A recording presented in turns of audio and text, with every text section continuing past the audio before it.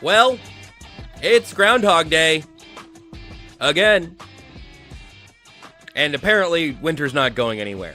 You know, I don't think that we should have to consider Groundhog Day to be like a proper real holiday, right? Although if people wanted to like get off work because of Groundhog Day, I would certainly support that. But it might have the best individual movie for any holiday, considering what to do with Christmas movies in that conversation, we'll see. And also, I just think it's nice that we've given one day to just support a ridiculous bit of lore around a critter. Obviously, this show would be the largest proponent imaginable of a possum day, a raccoon day. I would accept any and all of those. Squirrel day might be a little bit tough to manage. But it's Groundhog Day, and apparently, well, you know what? Let me just read you the news lead. This is a news program. You come here at noon every Monday and Friday, and you say, Josh, give us the news. Well, here's the news as written on Yahoo. And there's really a part of this that I think we don't talk about enough. May end up being conversation when Tucker Franklin joins the show here in mere moments. But in Punxsutawney, Pennsylvania, the groundhog known as Punxsutawney Phil emerged from his cozy burrow on Gobbler's Knob and saw his shadow, predicting 6 more weeks of winter. Now, I don't think we need to take meteorological advice from a groundhog. That's crazy. Whoever named Gobbler's Knob really did a good job. Really did a hilarious, extremely funny thing. And I would just like to thank everyone who has been involved in the mass psychosis that we all share every February 2nd to think, well, I don't really mess with, like, astrology signs. I'm not reading a horoscope. I barely open the weather app, which is based on science. But if I get a chance to get the news from a groundhog, I'm going to take the opportunity. We'll do a little multimedia roundup later on in today's show. Several things I'd like to talk about, movies and video games that we've watched and played recently. But I'll say at the top, if you aren't already planning on doing it, just watch Groundhog Day today. It's excellent, and then you do it once, and then you're like, well, I should probably do this next year also. And you should probably do it the year after also. It's a fabulous movie with a fabulous performance from a groundhog who actually, I just remembered... I looked up the groundhog's name at some point in the lore last year. Not Punxsutawney Phil, specifically the groundhog who played Punxsutawney Phil. We're going to find that. I'm going to bring that to you at some point here in today's show. In fact, I might just get it to you right now and save ourselves the trouble. It was Scooter the Groundhog. Why would you not watch Groundhog Day today? You get an unbelievable cast. Bill Murray, Andy McDowell, Chris Elliott, Scooter the Groundhog. A real who's who. A real performance that transcends even human boundaries. What a movie. But it did get me thinking as I was trying to consider, hey, where do we need to begin to look around this Chiefs offseason? Look, this show is going to evolve as the months of the offseason go by. And then obviously when we get news out of the combine and free agency, the new league year, the draft, we're going to have actual things to talk about that will make it out into the news cycle. But we just made it through our first football-free weekend in a very, very long time. And so there's no real new news. There's some coaching things elsewhere in the NFL. Matt Nagy's not getting the head coaching job. Just that's, I think, like the book's closed now. Unless some other team does some weird late firing. But it seems like everybody's pretty well set and settled on the coaching front. And it got me thinking a little bit into the offseason and then to a very convenient timing for today's show. Which leads me to ask a question. What if 2026... is a bit of Groundhog Day for these Kansas City Chiefs? Not that they go 6-11 and then it goes the same way.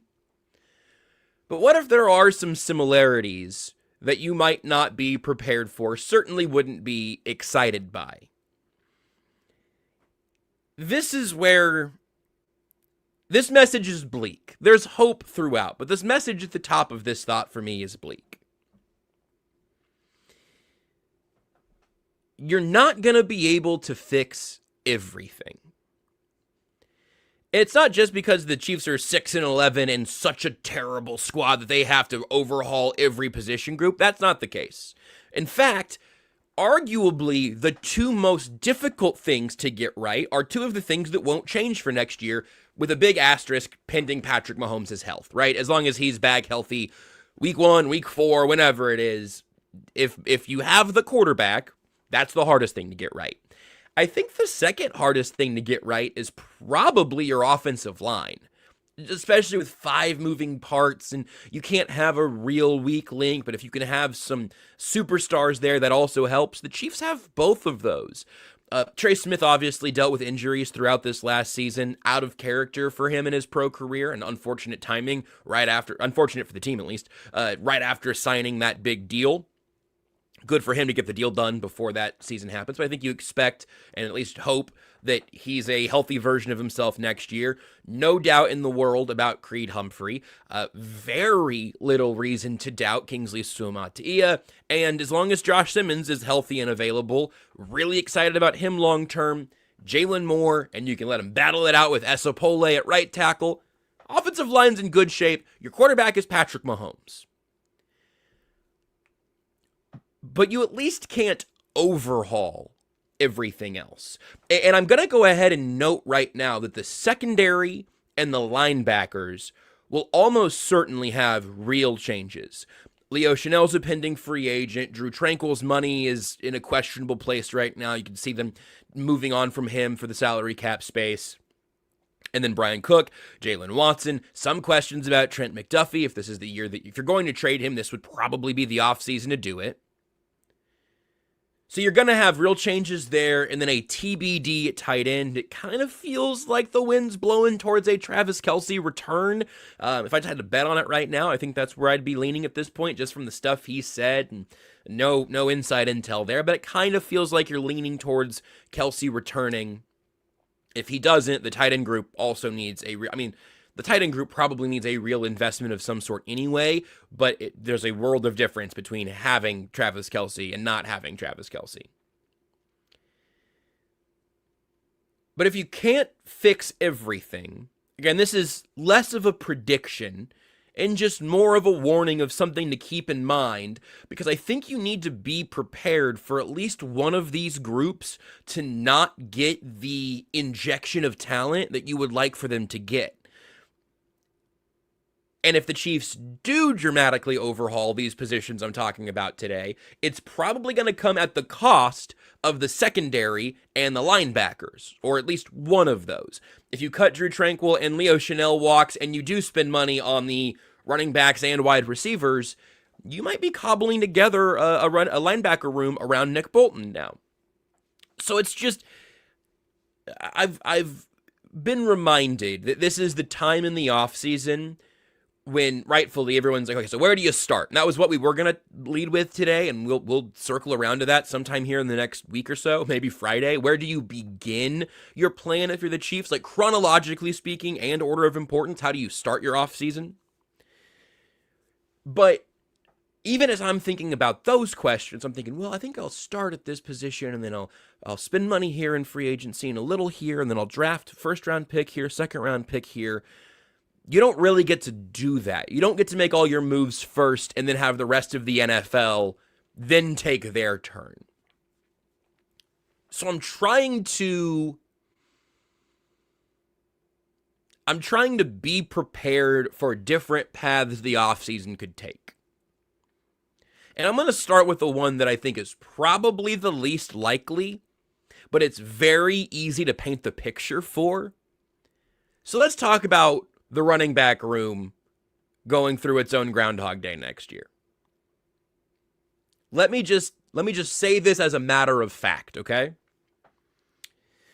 And you get Brashard Smith year 2. I mean, he's got real burst, real explosion. A guy that you really felt like if he could just get a little bit more weight on him and a little bit more from a coaching perspective and time in the offense, I think Brashard Smith could be a real weapon. Well, now he gets a new running backs coach and Eric Bieniemy overseeing all of that. Okay, well, I mean, Brashard Smith's roster spot's pretty well locked in. Well, Kareem Hunt, you don't want him to be your number 1 running back again, certainly, for the second, and would be going on 3rd year in a row. You would only want him in a closer role, if you will. He is there to close games out like a late 9th inning bullpen arm. Like, think of him in that workload. You bring him out and you play Enter Sandman on 3rd and 1 and 4th and 1. Well, if Kareem Hunt could do that again next year, if he can be a 3rd and 4th down conversion machine, that's worth a roster spot. So maybe Kareem Hunt's back. Well, we all got kind of excited about Dameon Pierce. I mean, I know Andy Reid said it was taking a long time to learn the offense, and it seems like the idea there is that he's your Tyquan Thornton of 2026. A guy you signed with the practice squad late in the year. Pierce got a teeny little look in the final week of the season. He'll be here in training camp. He's going to be here through the offseason. So maybe Dameon Pierce has a nice camp, and he's kind of your running back 3. Well, you've got a lot of names in there already. Isaiah Pacheco's going to be really cheap, and he's going to have a new running backs coach, and he's going to have Eric Bieniemy back to set his course right. And he'll be another year removed from his injury that he never really looked the same after. Maybe those are your 4 running backs. Maybe you throw a little over here on your attempts to get a better return out of an Elijah Mitchell type experiment. Maybe you still draft somebody in day 3, but you've only got so much money to spend and you've only got so many picks to use. If you want to really make sure you get a number 2 linebacker, a coverage linebacker to take some of that burden from Nick Bolton. If you want to keep Jalen Watson and Brian Cook, you might not be able to afford Breece Hall. And could the offense, especially if you're really buying into the Eric Bieniemy running game thing, could the offense survive just fine with the same running back room we just saw? What about wide receiver? One big question at the top. Hey, Rashee Rice, are you good? I don't know. You don't know. We'll just see where it's at. So far, it's all been like weirdly quiet since it was extremely loud for a moment, and I don't know. Off the field, huge shrug. On the field, pretty big shrug.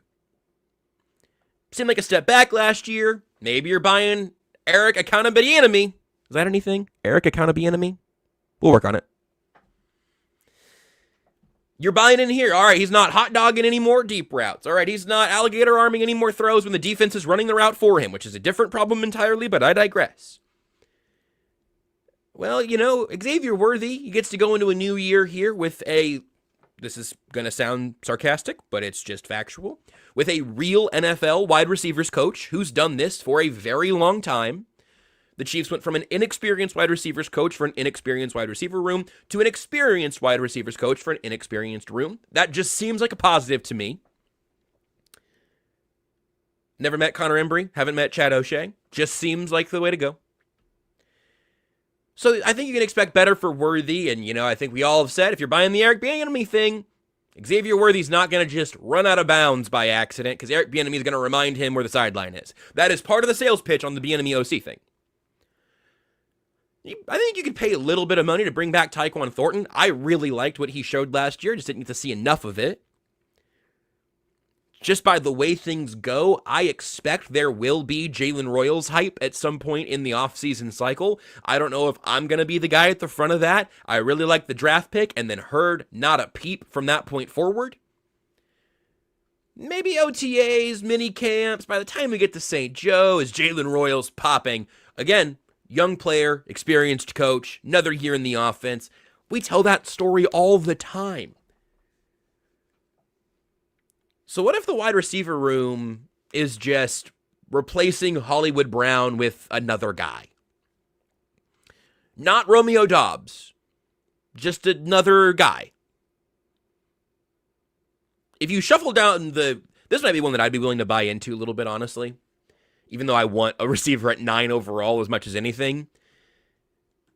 If you let Xavier Worthy play like Hollywood Brown, you let Tyquan Thornton play like Xavier Worthy last year, and you are not just banking, you are betting like your future success on coaching improving.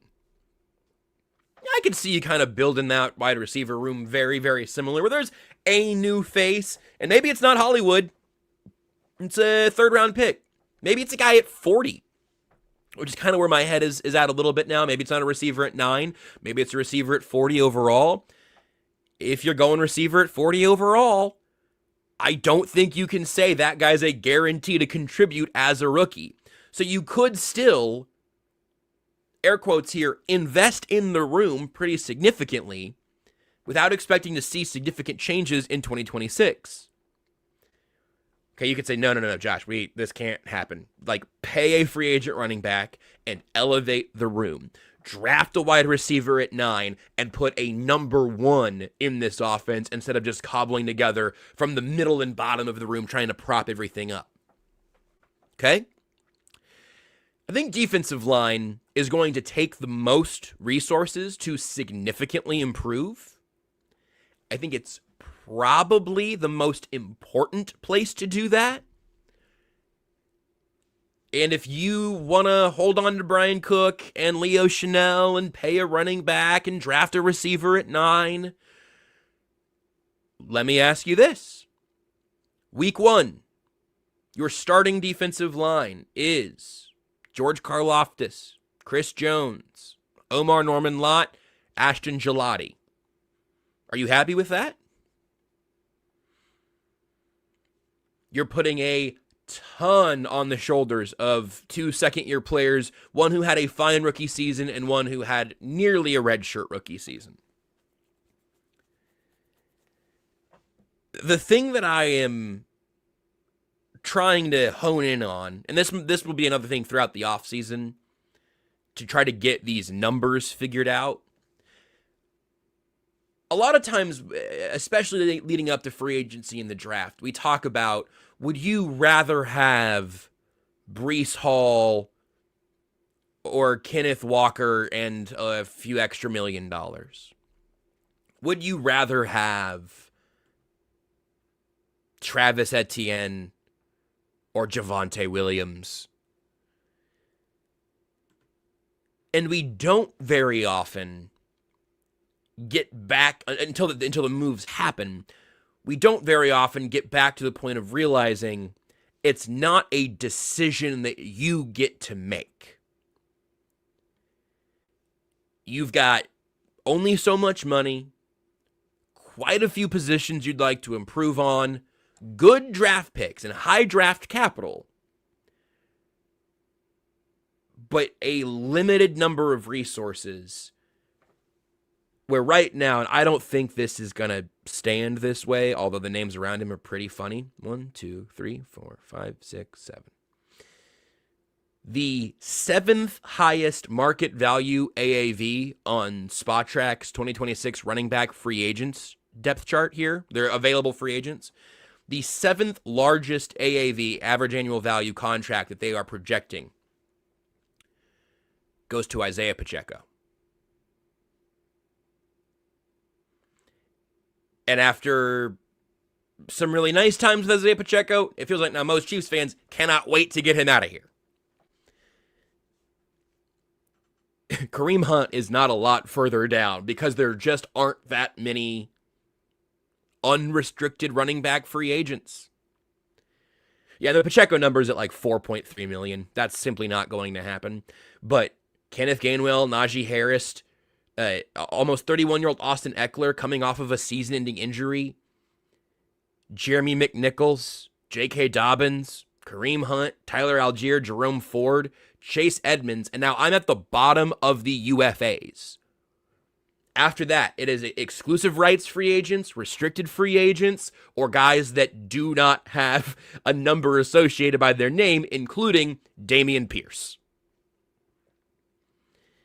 the well just isn't as deep as you'd like it to be. You just don't have that many options. The Chiefs would love to upgrade at running back, and they should upgrade at running back, but they're not going to be the only team interested in Breece Hall, and there might be a team willing to give him $11 or $12 million, where you look around and you say, I'd love to give you $11 or $12 million. I think you're worth that money. But we've got to pay a decent number of players to make an impact like that. I think the Romeo Doubs conversation at wide receiver is a really fun one. I think he's like a logical fit in a way that would make me more excited to like talk about the future of the offense. But part of the reason that we're talking about Romeo Doubs is because his money makes sense. You think, you know what, the numbers I'm hearing on Romeo Doubs, and again, none of this is gospel, but SpotTrack's expected market value here puts him around $12 million. I'd probably take the over on that if I had to guess right now. But there are a lot of teams that I think would be willing to pay Romeo Doubs $12 million average annual value, which means his number is higher than that. George Pickens is going to get a ton of money from the team who wants to give him a ton of money. The well dries up faster than you think when there are realistically 28 teams who are also looking at, I'd like to increase my receiver room's overall talent. I'd like to improve the running back room a little bit. Everyone wants to add another pass rusher. So that's the place, Rick, and I don't want to bring you doom and gloom. I don't think this is not a unique Chiefs problem by any means. This is something that every team goes through. Everybody goes into the draft with remaining team needs. Everyone goes into free agency with the stuff that they think was their biggest problem the year before. And we've seen Brett Veach be really aggressive to attack individual issues. What was the biggest individual issue last year? Is it a running back? Is it the running game? Was it the defensive line? That's the roster building that you've got to finagle. Kanguru in the chat says, we won a Super Bowl with a wide receiver core of Juju, MVS, Hardman, Watson, Tony, and more. You can find good wide receivers later round, so wide receiver at 9 would not be a good idea with the D-line need. I think that's totally reasonable. Also, you won that Super Bowl with peak Chris Jones, which is another, that's sort of a point to agree with you, I suppose. You need to figure out what you can afford to skimp on and what you can afford to lean into. You also had a version of this Chiefs offense with Travis Kelce and Tyreek Hill that genuinely changed the NFL. Short-term and long-term. Short-term in terms of like how defenses tried to cover this team, and long-term in terms of setting up the Chiefs for this run that they've been on. So I think there's more than one way to build a Super Bowl contender, certainly when you have Patrick Mahomes. Because I could also argue, maybe kind of theoretically against the point from the commenter there, the Chiefs have also won Super Bowls with way worse offensive lines than the one that they've built now. Simmons, Kingsley, Creed, Trey Smith, whoever you want at right tackle, and Juwan Taylor was pretty good when he wasn't being penalized.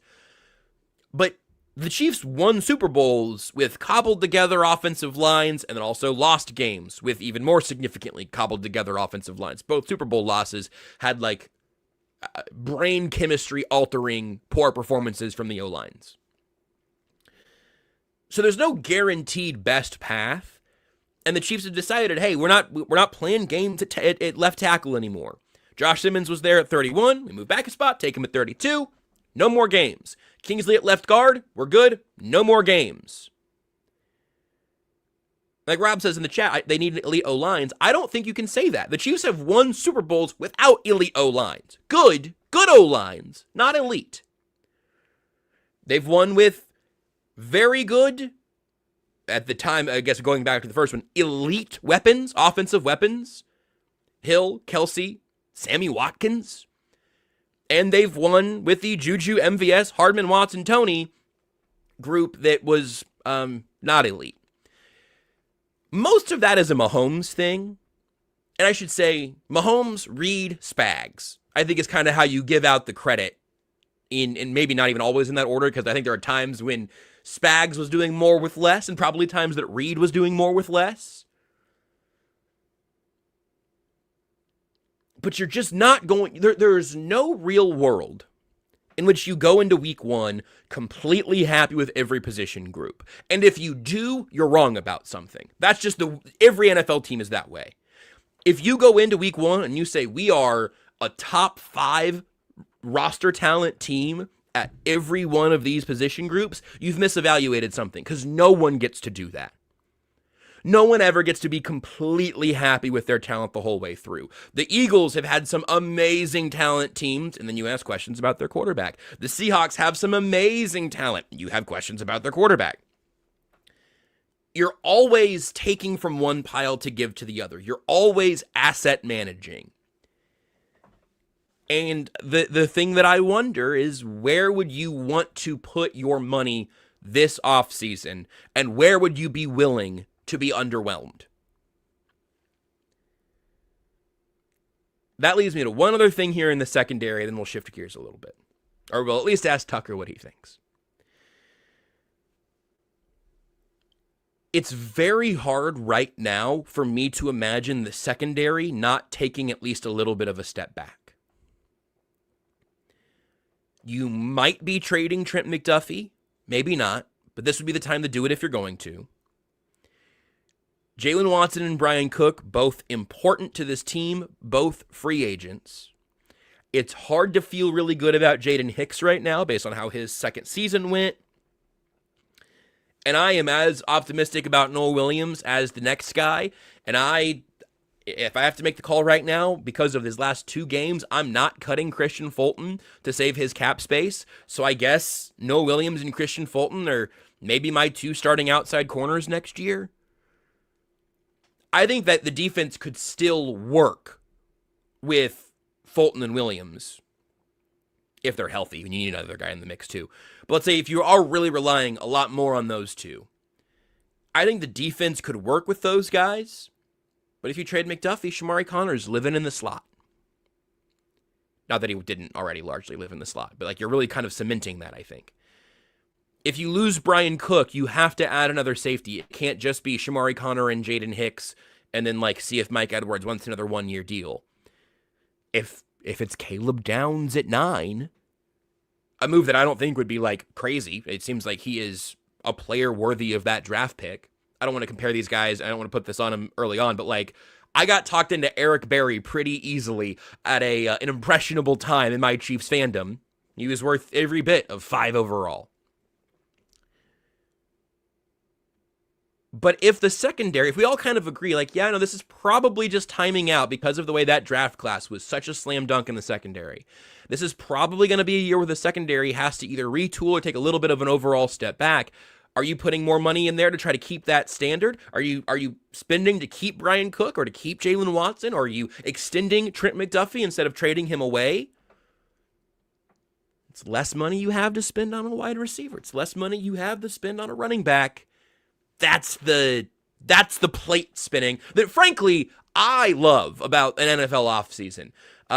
But it does give you a little bit of pause when that kind of sinks in, especially right now, the first week of February, when the Chiefs aren't playing in the Super Bowl. Let me tell you before we bring in Tucker, let me tell you something I told you about on Friday. But multiple people have signed up. Many people have signed up through this show. And if that's one of you, thank you very much for doing that and supporting independent art and bringing a little mystery into your life. If you want to just skip what I'm saying and get to the URL, it's bit.ly/mystery snail. It is the Mystery Snail Mail Art Club. Sir Arthur Conan Doyle. This is a sticker. He's like a detective based on the guy that wrote Sherlock Holmes. It's a great pun. He shows up in your mailbox. If you say that you subscribe because of everything else, you get this possum mascot sticker. That shows up in your inbox. And every single month, you get mystery art delivered to your home or to the home of a loved one if you would like to either name the yourself as the gift giver, or if you'd like to stay anonymous and give a mysterious little surprise to someone in your life on a monthly basis, you can do that, and you can set it all up in the form to sign up at bit.ly/mystery snail. The sign-ups starting in February are open, and we'll be shipping out before you know it, because we're now in the first week of February.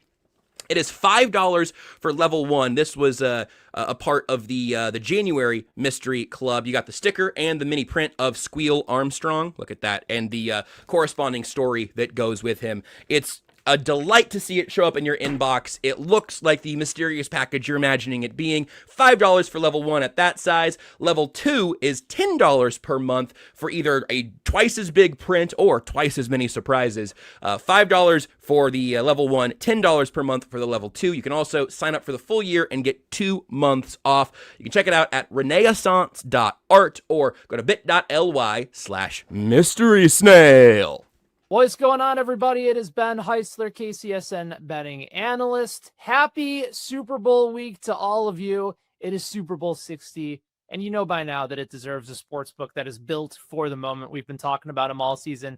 Been great partners of ours, DraftKings Sportsbook, an official sports betting partner of Super Bowl 60. It's putting you right in the center of the biggest game of the year. And listen, it's the Super Bowl. We've seen some wild things happen. And when anything can happen, DraftKings has your back with early exit. If a player goes down in the first half, you still get paid out in cash immediately once your bet settles. There's no bonus bets. There's no waiting. It all comes together for you. It's going to be a fun matchup. We got the Patriots and the Seahawks. Seahawks right now at DraftKings Sportsbook, a 4.5-point favorite with the total sitting at 45.5. You want to take the Patriots on the money line, you can do so just under 2-1 odds at plus 190.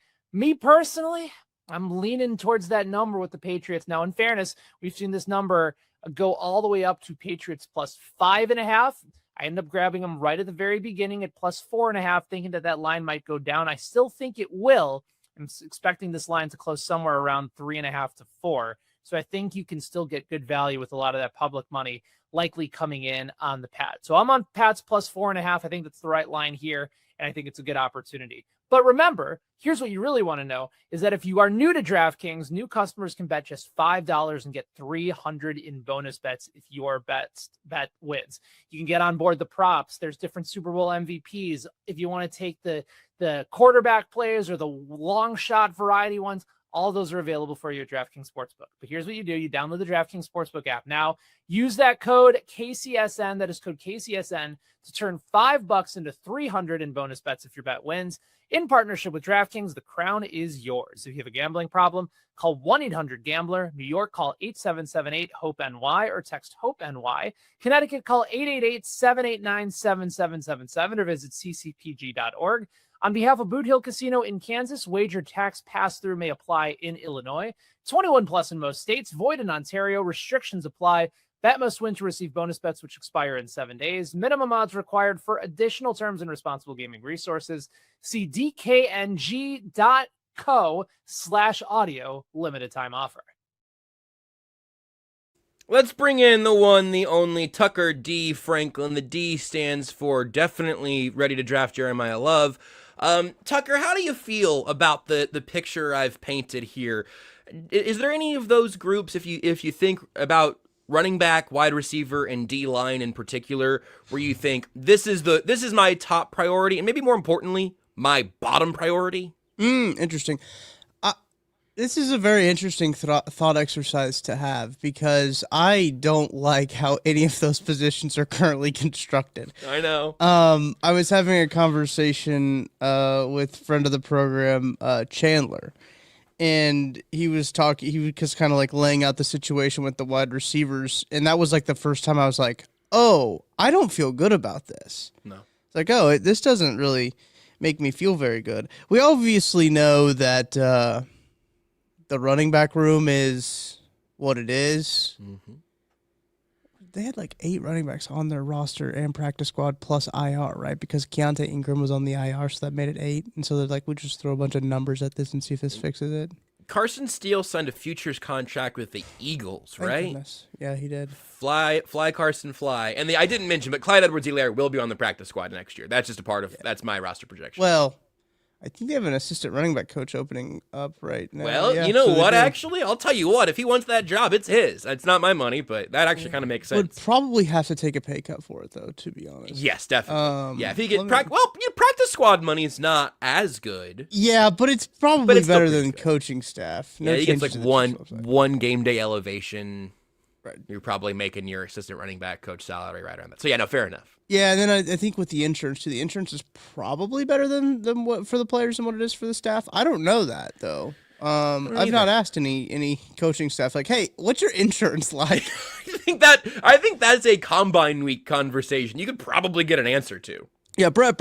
Hey, what's your insurance? Not at the podium. I've not done the combine indie thing that that Verderam talks about so glowingly every year. But like I feel like you just whenever you I don't think that this man has been in any stories I've actually heard, but it's the funniest visual for me possible. If you just stumble drunkenly into an equally drunk Ben McAdoo at the combine, I don't even know if he's in the league right now. I don't know if he's coaching for anybody. I don't know. But I feel like if you bump into Ben McAdoo, he'll tell you what the insurance is like, you know? He'll tell you what his deductible is. He definitely would. You know who the first person I thought of though when we started? Jim Bob Cooter. Man, I wish that was actually.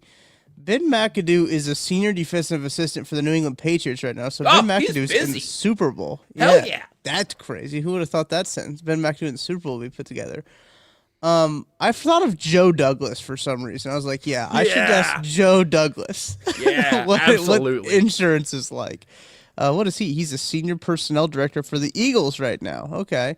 He's got some time on his hands. He'll probably see him. Who does he look like? I can't put my finger on it. He looks a little bit like Action Bronson. He looks like a guy. Action Bronson's a good one. Like Action Bronson with a tight beard trim, maybe. Yeah, that is really good. He looks like a guy who is named Joe Douglas. Dude, he looks.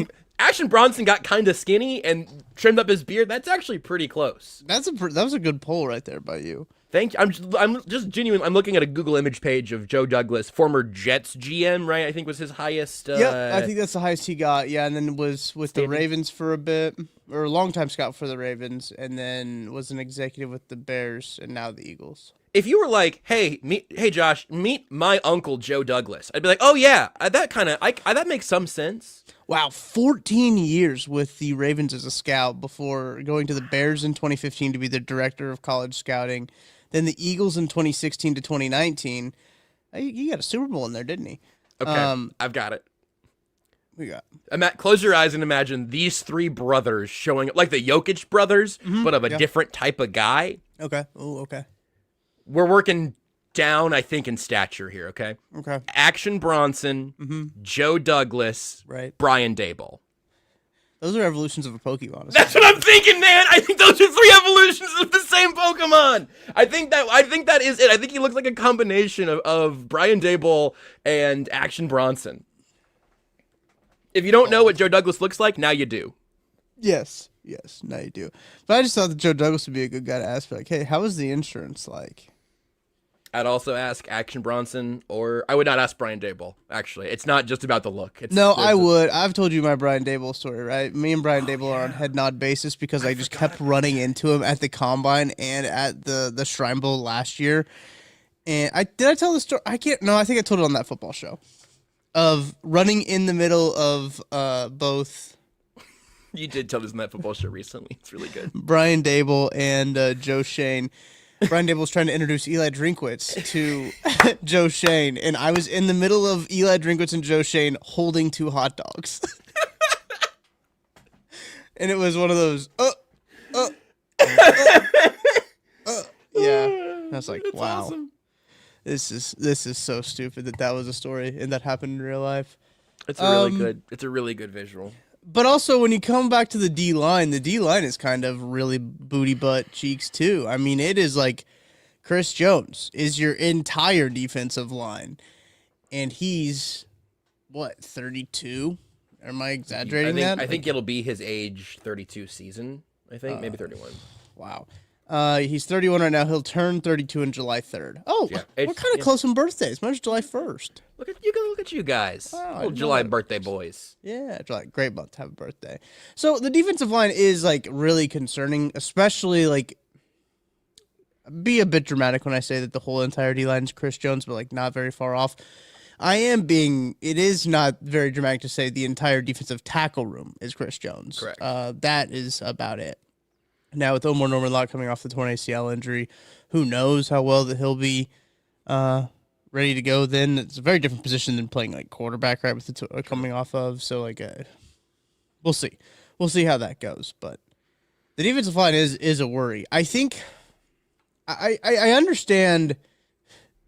This is a little bit of maybe deeper into my psyche. Is I'm very good at understanding all sides to things. I think that's a good trait. So I understand all arguments when it comes to we need a running back. Yeah, there's a pretty good running back that's going to be up there on the draft side. Makes sense. Go ahead and pick him. Well, you also need a defensive tackle or a defensive lineman. Yeah, there's pretty good pass rushers, pretty good edge rushers up there at number 9 that you could probably get. Well, you kind of need a wide receiver. There's going to be some pretty good wide receivers up there too, probably. So like I understand all of the arguments for it. I really think what's going to dictate it most is who goes in the first 8 picks. Yep. So like you can prepare yourself for. I think if you're the Chiefs too, you don't want to pigeonhole yourself into picking. All right, we have to pick a wide receiver and pick 9. We have to pick a defensive lineman at pick 9. Or you let Brian Cook walk, and you're thinking, man, I hope nobody ends up taking Caleb Downs in the top 8. Right. Like you cannot pigeonhole yourself in that regard because you're picking so high. I think you have to allow yourself to have the flexibility to be able to pick in all of those spots. That's why I think that they might do some light addressing in every one of those positions on the free agency. But that's not going to be like you mentioned, like not Romeo Dobbs, right? You're probably not getting stars at any of those positions if you do it that way. I am inclined to go that direction as well, though. And then you kind of have to just like, all right, who gets picked in the first 8? Does Jeremiah Love go top 5? Maybe. Like he might just because I think Kent said this I think on the lab the other day, and I agree with him. He's the best player in this draft. He's the best football player in this draft. Jeremiah Love is. Kent scorched my eyebrows off through my AirPods listening to that. I was laying down on the kitchen floor after I heard him say that. It's crazy, but he's an incredible football player, and ever since he was like a sophomore in high school, you knew that dude was going to the NFL. So he's a very good talent. I think Caleb Downs is also a very good football player. Probably in that same category, right? I mean, argument as the best player in this draft, he's a safety. It's kind of weird. Yeah, and the Chiefs are notorious for not using traditional position values in how they build their roster, which has been interesting. Here's another one that I just at some point we'll just figure out together. It doesn't seem like he's going to get anywhere near 9, but Arvell Reese's role is probably going to change at the NFL level, right? At least I don't know how much, but it seems like there's going to have to be a little bit of an evolution there depending on where he ends up, and it seems like he's probably the favorite to go 2 right now. Yeah. Arvell Reese is like a better Harold Perkins. So if people are familiar with the Harold Perkins story of like LSU not really knowing where to play him because like he's kind of a little bit too small to be an edge rusher, like hand to their defensive lineman, but also like too big to be a linebacker. Like he's like that. Arvell Reese is kind of like that too. It's the type of player the Eagles always take at like 28, and then you're like, damn it, they did it again. Yeah, and they just. We'll go to the PFF mock draft simulator and see what gives them the best grade. Right. Is kind of what they do. And I see that, D'Amico, I assume, is that's what it's saying? All of this is just like running together. But defensive line room is mad thin, for sure. But here's the other thing. Defensive line rooms are thin all around the National Football League. Every team needs another pass rusher. So if you, Josh just brought up Arvell Reese. Bain is another guy that's going to be one of those. I almost said Desmond Bain, but I realized he plays for my Orlando Magic, and that's not the right guy. Bain is a guy Great wingspan, though. Spags would love him. Spags would love Desmond Bain. Don't know if he'd love this Bain from Miami, who I can't think of his first name right now. But he's a phenomenal football player. He's probably going to go before the Chiefs can pick because he is that good of a football player, and all teams all around the National Football League need more defensive linemen. So, like, that's the other thing that you got to think about is where I think that they can get away, or I think they can get the most value is with Jeremiah Love, because you look at the first 8 teams in front of him, there's like Ruben. Thank you, Arrowhead. Ruben Sorry, Bain. I got so distracted because I've learned something about Desmond Bain's wingspan, but I'm saving it to your points done. I love Desmond Bain. He's been balling. I was so shook when that trade happened. I was in church and I said, "What are they doing?" I love Cole Anthony. But it worked out. Anyway. You were in church, which actually made it really convenient when you went, "Oh my God!" Yeah, everyone didn't You're think like, anything. Moved by the Spirit. Man, it's Right. beautiful. I think that makes the most sense for, like, I wouldn't be surprised if Jeremiah Love's gone, right? I think, like, the Saints could take him, right? Alvin Feels like the Kamara's right. aging, Yeah. and they need another. They'll probably the only team in front of the Chiefs. They just happen to be a pick in front of the Chiefs that need a running back, right? Like, that's probably the only team. But they need a lot of stuff because they suck. So the Chiefs are in an interesting position because they're drafting high, and I don't think they totally suck like a lot of the teams that are up here. Yeah. But The Saints and Chiefs, just a couple of teams that picking in the Same top record. 10 that have that 6-win teams that know who their quarterback of the future is. I mean, it's just Chuck, yeah. two teams that are there. Desmond Bain is 6'5". Yeah. His wingspan is 6'4". Interesting. That's kind of an upset. I feel like that's kind of an upset at the NBA level. I feel like it usually goes the other way around, and and so I'm sorry to be the one to deliver this news to you, Tucker, but Desmond Bain is no longer on Spags' big board. I hate to be the bearer of bad news, but If your wingspan is 6'4", what does it make your arm length? Because, your wingspan then includes, like, your chest, right? I can't. Yeah, that's a great question. I saw an estimated arm length for Ruben Bain, and I just thought, you know what, I'm going to wait until the combine to figure that out. Because, I don't... His arm's like 31 we inches. We did this on Almost Entirely Sports with you at one point. Yeah. Do you measure to the sternum or the armpit, or how do you do that? I can't remember what we I did. thought it was, like, top of the shoulder. Shoulder? Okay, I thought it was yeah. top of the shoulder to the tip of the middle finger. But I could be wrong. Also, Ruben Bain's arms are really short. When we did that on Almost Entirely Only Weird Only Weird Sports, yeah. Sports, yeah. I thought for the longest time that my arms were 21 inches, and I was telling everyone that my arms were 21 inches. They weren't. 21 inches is less than 2 feet. Yeah, do you remember what they came in at? 21 inches would be like literal T-Rex arms, I think. Yeah. It was like 28, I think, is what it was. That's I think fine. I think I was rounding down, I mean, for effect, it's funnier for it to be sub 2 feet. Yes. That's a funnier visual, I It guess. took me a little bit to think about, like, 2 feet is 24 inches. So, okay, I don't know if this is going to make it into the video. It's probably good that it doesn't. I remember seeing on the internet once, like a long time ago, that your foot is the same length as your forearm. And I just tested it. Test it. Put your foot up against your forearm. And you're like, that's crazy. My forearm is much longer than my foot, right? Well, your feet are far away from you. Your feet are all the way down there, and it throws off your perception. And if I put my foot on my forearm, my big toe touches my wrist, and my heel is right at my elbow. I don't think I like crazy? that one. I know! It's disorienting. I don't think I like that one. Isn't that crazy? Your foot is this long. I'm sure there are some ways that it doesn't work like that for everybody, but it seems like that's the rule of thumb. Rule of forearm. So if I need to pick out a pair of shoes and I forget my shoe size, I'd be like, here you go. Let me see. Let me throw this sucker on here. Yep, that'll work. You want to give yourself a little toe room or something, but Sure. I don't know, man. William, Isn't that nuts? That is kind of nuts. I've been looking up some pretty nuts stuff recently. I just think that everything's just so nuts. Good point here from Adam, I think, right? The freaking usernames on YouTube Yeah, I really hate how really you- busted this. Yeah. He said, to be fair, I've never seen my forearm without a wrist plus hand to make it look bigger. That's another thing. Your arm feels, because when you're not measuring to your fingertips, that would be crazy. Right. But to your forearm, it's about that length. Wild.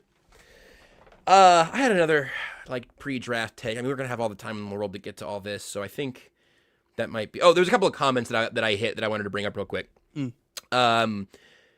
Kanguru asked, what would you think about keeping Pacheco as a running back 2 or 3? Kind of mentioned that earlier. I think it might have been before you popped in there. But I I think Isaiah Pacheco is going to carry a football for some NFL team next year. Not as a number one, but like you look at the running back landscape, and if some other team, if the Saints brought in Isaiah Pacheco on a 1-year deal, I'd be like, you know what, he's another year healthier and give him a different system to work in. I don't know if it makes sense with the Chiefs, because I do think if they're going to have, I think Nate has kind of inferred that they might have a total overhaul of the room, probably not including Brashard Smith, I think. But I have a really hard time envisioning Andy Reid and Eric Bieniemy and Brett Veach walking away from Kareem Hunt, who does have a superpower that, again, like is worth a roster spot, I think. Yeah. So I think but that way, Kareem Hunt is a specialty back. Brashard Smith is a specialty back. I could hear the argument for get a bell cow there to be your number one, or you carry 4 and it's Hunt as like a pseudo fullback, at least in terms of how he gets used. Brashard Smith, maybe it's Pacheco again, and then somebody else. But adding somebody else takes resources. And then from the rearview mirror, for the offense at least, a lot of this rests on how available Rashee Rice is and whether or not Worthy takes a noteworthy step forward. Oh, and a league average running back play may help too. That's the thing. You again, pending health, you have the quarterback, you have the offensive line, you hope you have the scheme evolution, right? Or at least the next step of that. That's why this is fun. I don't know if it's fun. It can be stressful depending on what your angle is on it. But if you're looking at the importance of raising your level at running back, adding in someone to help hedge your bets at wide receiver, maybe you do spend on the D-line, and now Shamari Connor and Jaden Hicks are your starting safeties, and Christian Fulton and Shamari Connor starting in 2 spots, and Noel Williams are your 3 corners with Connor in the slot. It's just you are always borrowing from somewhere else, wherever this money ends up and wherever your draft capital ends up. The most important thing, though, I do think I'm with you here, Tucker. The way that this goes, you have to do free agency first. Yeah. So try to get yourself as close to a starting lineup as you can be, and then probably take the best player available at 9. I thought that was true for Kanguru. I remember from the Only Word Games chat. Greetings from Germany. Delights me. Absolutely delights me. As this delights Aspen, I hate that you've brought the visual of a disembodied forearm into this. My bad. Speaking of disembodiment, I've been doing a lot of literature videos in Frankenstein. That book, great work of art. Yeah. Many levels. I think our group chat might have a blip in it, because I feel like I missed something yesterday in there between you and Craig, maybe. I'll ask you in a minute, but I'm thrilled that you're taking this literature deep dive. Let me just look. Are any of these shareable observations? There were a couple. You went Shakespeare, Aristotle, Oedipus, and then the burning of Alexandria. So it did really make me wonder what kind of wormhole you gone into. Yeah, well, there. I was just saying, Oedipus, I was watching shout out to John Green, I think is the guy who wrote Fault in Our Stars, right? Correct. That's the Green brother that does. The Green Brothers did Crash Course, right? And they did like the Crash Course, like all the science stuff is what Hank did, and then like Crash Course Literature and like Crash Course, like I think he also did like the psychology stuff too. Yes, the Vlog Brothers, a long time like original YouTube channel. People may know them from, but yeah, huge big fan. I can remember my psychology and sociology class I took in high school. Just basically watch Crash Course is like what the.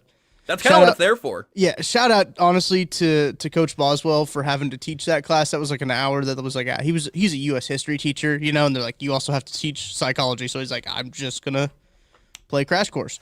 So I went down the Crash Course rabbit hole because those videos a lot more entertaining than what I remember in high school. I remember being annoyed in high school and having to watch those. Now I was like, I'll just watch hours of these. So what opened up this rabbit hole is I watched Hamnet yesterday. I wondered if that's where the Shakespeare thing started. Yeah. Yes. And Shakespeare guy might be pretty good at writing. He might be pretty good. And so I was watching that movie and I realized I don't think I read Hamlet in high school. And then I asked my mom, and my mom was like, because my mom was a para, and we spend a lot of time on. I think it's pronounced pariah. And what did your mom do? Sorry, go ahead. That got me. That was a good one. That was a good one. Thank you. We spent a lot of time with Great Gatsby. Great Gatsby was the book that we spent a lot of time with during that. Phenomenal book. I think it's a good book. I'm drawing some parallels after because I went down the Wuthering Heights also, that book of everything. Like, there's some parallels between Wuthering Heights and Great Gatsby a little bit. I don't know if these are all my own drawing of conclusions. If I'm wrong on any of these, please inform me. But I'm not going to be able to do that. I'm considering locking my door to prevent Renee from just like busting in here with any of these takes. But see, you know what's really interesting? I've told you about the one time in college that I hit for the cycle right this semester. Yeah. Where I got the A, B, C, D, and F. Yeah. I love hitting for the cycle. Yeah, I hit for the cycle that one semester, and which is so interesting because my F was ethnographic film studies, and I love foreign film, which is so crazy. You know what my D was in? Pause.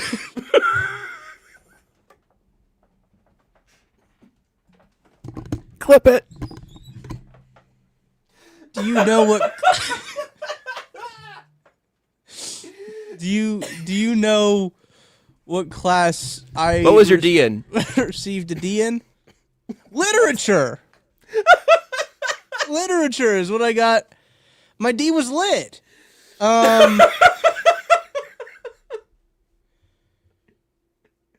That's crazy.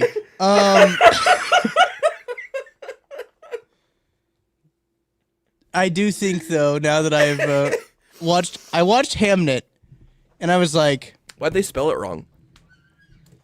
it's a great question. Thank you for that question, Josh. Apparently in the 17th century, yeah, that's 1600s, right? In the 17th century, Hamnet and Hamlet were like interchangeable names. Really? Yeah, so it's like Dick and Richard, right?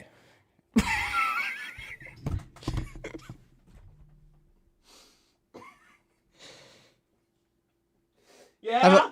Have I mentioned I watched Heated Rivalry too? Oh no.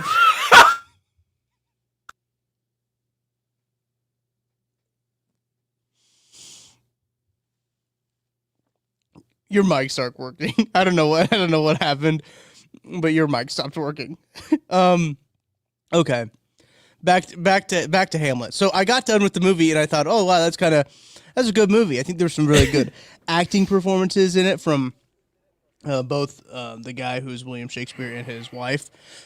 There's also not much known about her name's like they call it like Agnes is what she's called in the movie, and I think that's like what her name is in her father's will.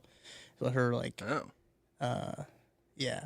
But there's not much known about his something else, but I couldn't tell you what it was. Anne Hathaway is what Mary Magdalene or something, right? Yeah. Yeah, there you go. That's I think so I went to go I was like, what is this Hamlet about? What is Hamlet about? And so I went and I did a bunch of big deep dives into like the story of Hamlet, and I was like, wow, this Shakespeare dude loves ambiguity, and he's all about that stuff. And then I was drawing the conclusion of like, wow, this guy's like, he might have been pretty good. I mean, he might have been pretty good at like writing. And then I started to watch, like, there was a playlist of like John Green, breaking down all of like different historical works of literature. I was like, well, I got to start at episode 1. Episode 1 was Odysseus. That's a crazy story. And then they brought up is it like chronological? I think he goes chronological. Because I think episode 1 was Odysseus, but then like there's a big gap between like Odysseus and then Hamlet.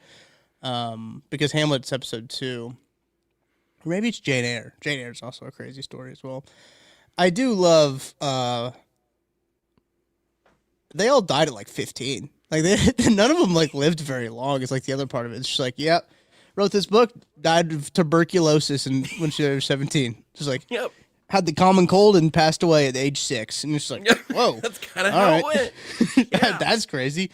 So I was doing that, and then I sent you guys a message about like how I thought Shakespeare was good. He might actually be good. Odysseus, crazy story. Might not actually be a good guy, Odysseus. The Odysseus makes you think that he's a good guy. I think Odysseus might be a bad guy all the way through. Is Christopher Nolan going to tell us one way or the other? That's hopefully. Yeah, he probably will. I don't know. I'm trusting Christopher Nolan to read through the. Oedipus is a good one too. That's a crazy. Talk about a crazy story. Oedipus is crazy. But I got to the Frankenstein part, and I think he does 2 parts on Frankenstein because he's just like, there's a lot to talk about here with like Frankenstein and like the parallels you can draw, especially when you talk about everything going on contextually in the time period that she's writing it with, like industrialization mixed with kind of like a Renaissance at the same time, of like how to blend those 2 things together in Frankenstein. So that is very interesting. I might just take Friday off and just let you and Renee talk about Hamlet and Frankenstein. I need to watch the new Frankenstein movie. I know the new Frankenstein movie because it's up for Best Picture, so it's on my list. I know it's really good, and Jacob Elordi is Frankenstein. I thought Hamlet was really good. I think that there's a lot of parallels from so the Hamlet story is not real. Because there's not really a whole lot known about William Shakespeare's life of like just like in context of his inspirations for his works and anything like that. So it's a fictional story about how he was inspired for Hamlet.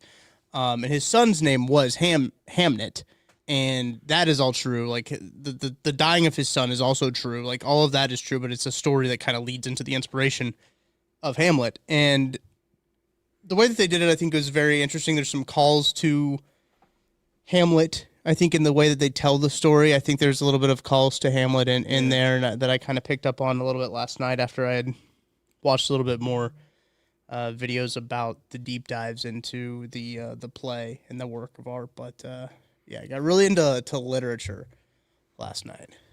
I'll tell you what, man. People are like, so what are you guys doing? There's no football on.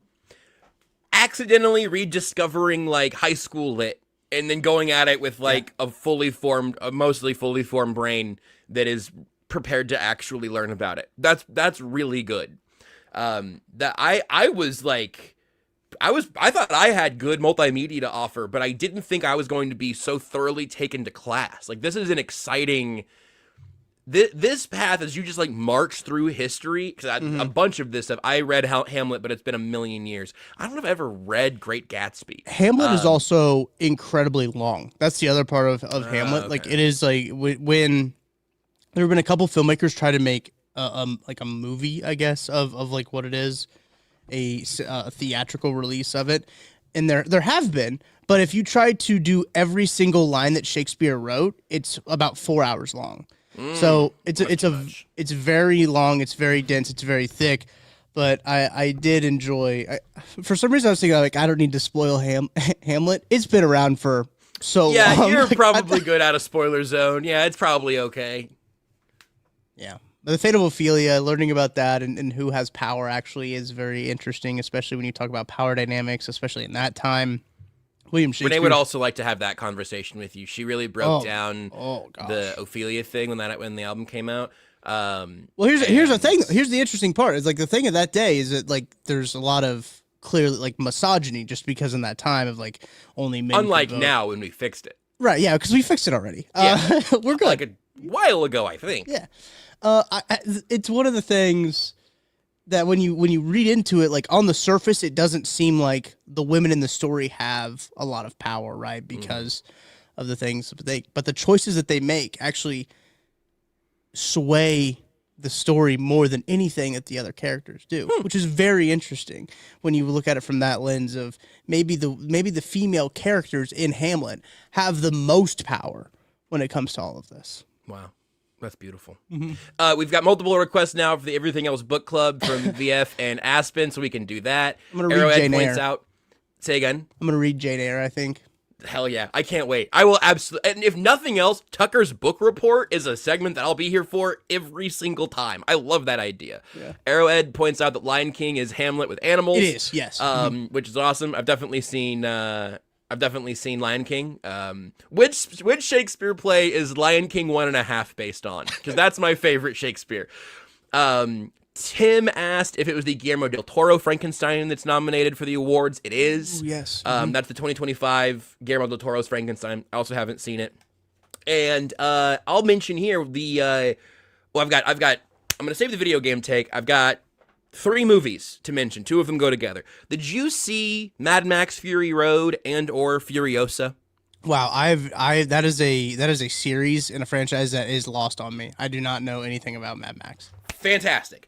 I saw Mad Max Fury Road. It's Charlize Theron and Tom Hardy. That came out in theaters a decade ago, which is wild because I just remember going to see it in theaters. And time's moving, dude. It's chugging along. That's not okay. I remember like the big release for that movie. Yeah. Same.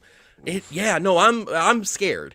It had been so long since I had seen it that I had forgotten entirely that Charlize Theron's character is Furiosa. So Furiosa is Anya Taylor-Joy from maybe 2-3 years ago, something like that. I just knew it was a Mad Max story. Mm-hmm. I had not. It is a straight prequel. It is a straight up prequel to Fury Road because Furiosa is Anya Taylor-Joy in Furiosa, and that's Charlize Theron's character in Mad Max Fury Road. I thought Renee had seen Mad Max, and for whatever reason, it wasn't clear to me until about 20 minutes into Furiosa that Renee clarified that she had not seen Mad Max, and at that point, we're like, well, we're chugging along. So we watched Furiosa. It's very, very good. And then the next night, we watched Mad Max Fury Road, and I think that's actually the way to do it.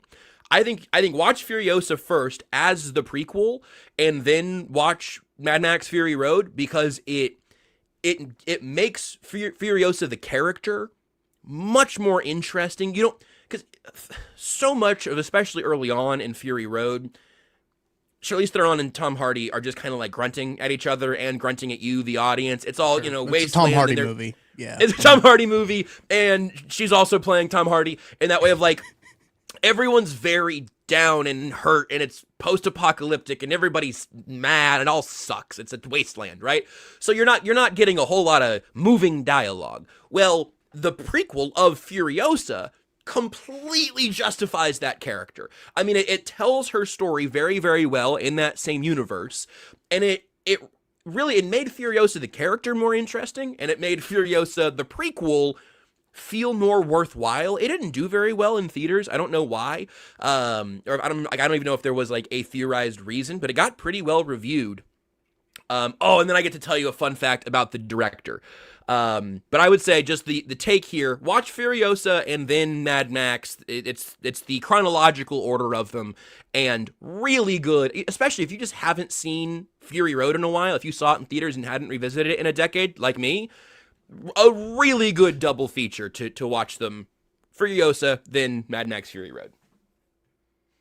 That does sound really good. I remember when Furiosa came out because that was a peak movie pass season for Tara and I because we watched that trailer like every single time, and I was intrigued. I was like, this seems interesting. I think Anya Taylor-Joy. Did I say that? Did I say those in the right order? I think so. Okay, I think so. I think she's a great actress. Her in The Northman. If you've seen that movie with Alex Skarsgård, he is it's like, gosh, who does The Witch? Who's the director for The Witch? I don't know. I don't do the spooky dooky stuff very often, so I don't remember. He very much loves like period pieces like this, but like when people do period pieces, it's usually like Robert Eggers. Oh, dude, Robert The Eggers Witch. can cook, dude. Robert Eggers can cook. Did he do? I gotta. You look that up. I've got two yeah. Mad Max universe things here. Nosferatu, yeah. He did Nosferatu also. Yeah. So Okay. he loves like that period of time. Yeah, it's which makes sense. It's a rich vein. Ed and Alec in the chat both mentioning Chris Hemsworth in Furiosa. Ooh. He for a while it's like, oh, he's playing Thor again, and then it's like, oh my god, what is he doing? And it like delightful, just a extremely weird, excellent villain in my book. So let me tell you about George Miller real quick. George Miller is the creator of the Mad Max universe, which began with his like first run through it. I'm just going to read you a portion of his Mad Max page here, okay? Or of his Wikipedia page here. George Miller is an Australian filmmaker. Over the course of 4 decades, he's received critical and popular success and is widely known for creating and directing every film in the Mad Max franchise, starting in 1979, including 2 entries, which are considered 2 of the greatest action films of all time, according to Metacritic. He's earned numerous accolades, including an Academy Award from 6 nominations from 5 different categories. His directing career started in Australia with the first 3 Mad Max films, starring Mel Gibson, I add parenthetically. First 3 Mad Max films between 1979 and 1985 with his friend and producing partner Byron Kennedy. after which he transitioned to Hollywood with the Witches of Eastwick. His family drama, Lorenzo's Oil, earned him the first Academy Award nomination, after which he produced and co-wrote Babe, and directed the sequel, Babe, Pig in the City.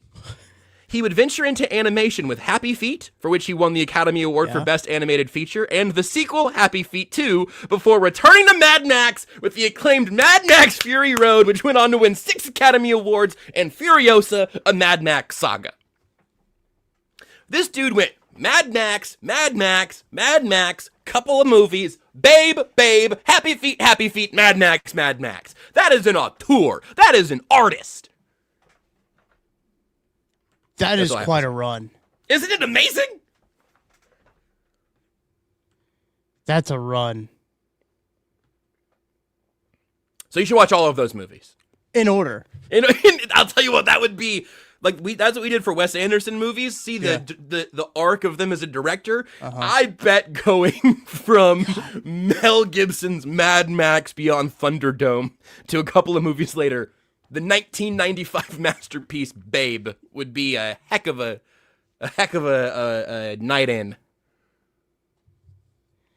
I was hold on. I'm sorry. I have to answer this question from my mom immediately. Okay. Definitely going to watch Furiosa. Love Charlize and Hemsworth. Appropriate for Chloe? Well, if he made Babe and Happy Feet, no correlation. No correlation.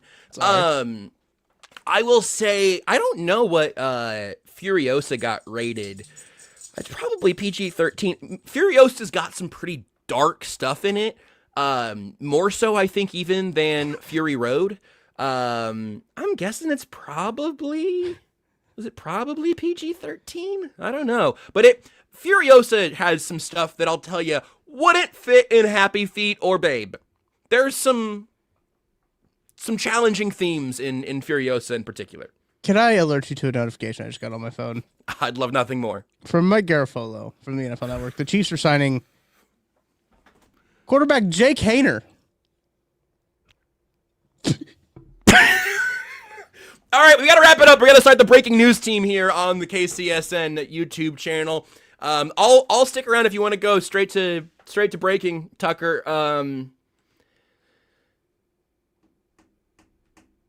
He posted on his Instagram story. Saint? Yeah. What? All right.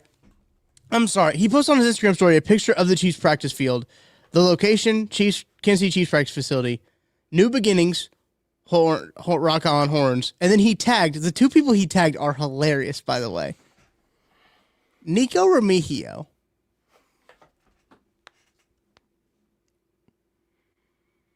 Jalen Watson. Did they... Jalen Watson's a free agent, isn't he? Hold on. Did Nico Remigio go to Fresno State? Is that right? Oh, yeah.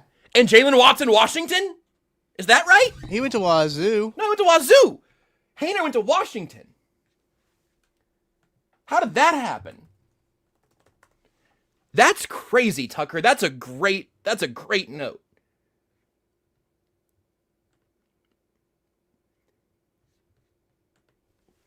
So, but Nico is Fresno, right? I have that right? Yeah, he did. Yeah, he's from that area too. Nico is. So Nico and Jake Haener have the Fresno State connection. Just a couple of Bulldogs. Yeah. Okay. I think this is. I don't know what other. He's not tagging Justin Watson. I'll tell you that. If he tagged Justin Watson, wrong Watson, wrong guy. Well, look, folks. I mean, I know you're here. Sorry, hold on. You know what, Tucker? I hate to pause the entire show to do a change just for the visual here, but sometimes it's really important. Trey Watson. Sorry. Okay. All right. Doesn't it make more sense? We got to do it for the video feed here. We are now in breaking news graphic territory because the Chiefs are reportedly agreeing to terms with Jake Haener. Because of this time in the offseason, I think it has to be a futures deal, and you need a quarterback. Period. Yeah. Nobody else is under contract right now. So, welcome to the offseason program, Jake Haener, 4th-round pick in 2023 from the New Orleans Saints. He had some really sassy, rookie photos. I remember he's really puckering at the camera here. I forgot how big of a how big of a theatrical swing that was. He really brought the heat in his photo shoot. So there you go. There's the new your new quarterback of the Kansas City Chiefs, Jake Haener. Technically, that's correct. I saw that and I said, I have to interrupt this show with this. I'm really glad you did. I do not have any push notifications on right now. So I am really trying to live outside of that, and that hadn't gotten like thrown into the text thread yet that I saw. So that's huge. So is Trey Watson a Fresno guy? Yeah, for like a year. Then he went to Texas A&M. There you go. That's shout out my boy Corey Kinnan for that one. He let me know in the reply. Oh, excellent. I did. All I right, really well, did the. Have you seen that one movie from? I don't think I can say the title of the movie because it has a bad word in it. Inglorious, where I think you could. We've said worse. Worse has been said on this show today, but probably just today. I haven't seen that movie, but it's been referenced a lot for reasons that are hard to put my finger on lately. That's weird. Do you know the scene? It's a meme now. It's a meme that goes around. But the scene where the guy does the three like this. Yes. When you can tell that he's not, because they signal like this for three, and he did this. He does the three wrong. Yeah. I responded to Corey and I said, "Me right now." with the I thought that was funny. Last thing I have on the Jake Haener, hardly know her. Well, that'll go ahead and do it for us here today, I think. I've still got a hot movie take that'll come up at some point. Tucker's walking off, which means I gotta find the graphic. I can do it. It's okay. I know where the slate is. I don't know how to play the music. That'll be all for us here today. We'll be back on Friday. Only weird games Tuesday, Thursday. You can have that football show with Tucker and Verderam. It's all over the place on the KCSN feed. Until next time, bye, Mom!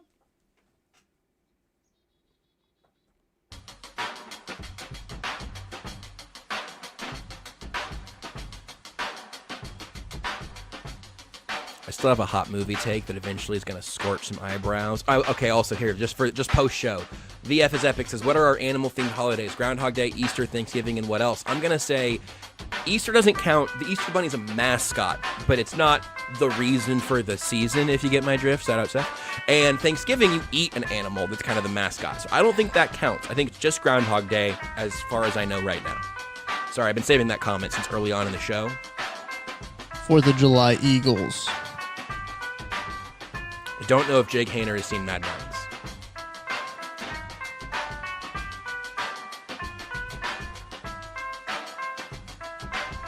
You had a good show today, Tucker. I talked way too much about literature. I'm sorry. No, that's Tucker. It's February 2nd. That's a great point. Everybody go watch Groundhog Day. While also watching Mad Max. While also watching Babe, Pig in the City. I do have 3 TVs in my basement. What a triple feature you could have. Let's do it out. Let's do a George Miller Day. Let's just let's do first Mad Max, first Babe, first Happy Feet, and then second Mad Max, second Babe, second Happy Feet. And see who freaks out first.